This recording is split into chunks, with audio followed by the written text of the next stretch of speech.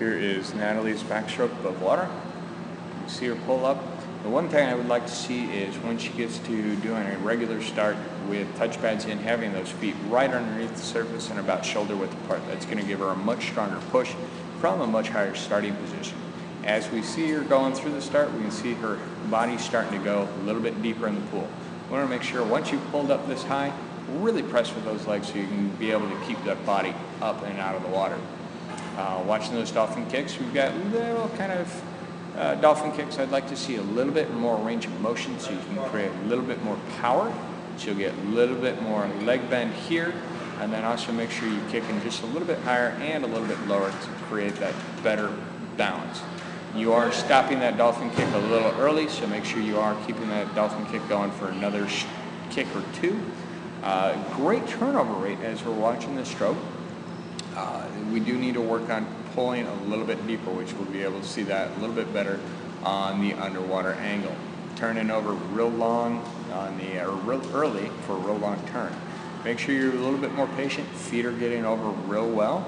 As we see here, you're going to be able to really see the water being splashed right up in there. That means that we really need to think about getting onto the side a little bit more when that arm enters, pressing down a little bit deeper, and then pushing straight on back through. That's going to give you a lot stronger pull, which is going to give you more out of each pull. That's going to slow down your turnover rate, but you should be able to get more out of it. Make sure you know what your stroke count is, because from watching the video, if you're a little off, you're about 1, maybe 2 strokes off on your finish. So make sure you've got that count down so you're going to be able to finish, whether it's that right arm on right side or finishing with your left arm on your left side. Nice job, Natalie. Here is Natalie's backstroke underneath the water. As you see her go, she is diving down really pretty far underneath the surface.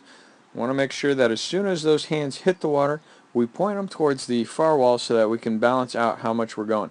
As we look at your streamline, you've got your ears covered up on the front sides by your arm. We want to make sure that you're getting your arms covering the back sides of your ears instead. That'll help you go in a much straighter line and make that streamline a lot faster for you.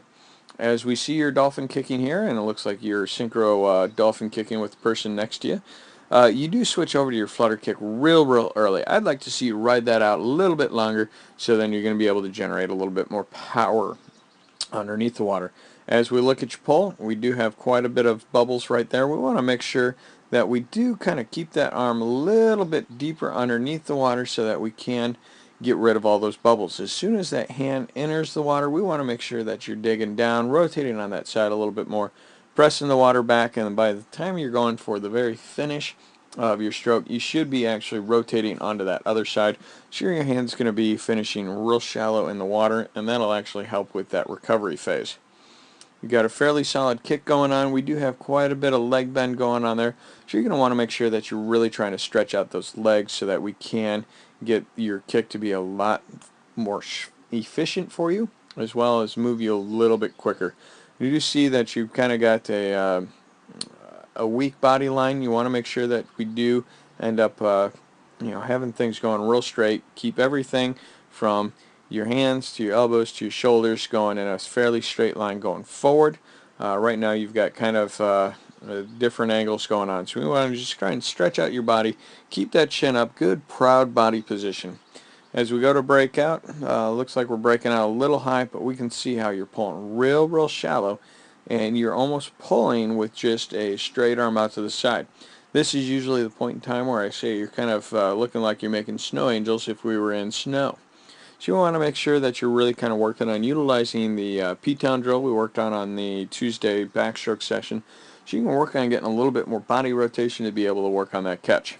As we see you going in for the finish, just a little bit long, so make sure you're pretty confident in that count so you know how many strokes you need to take in order for that finish. Nice job.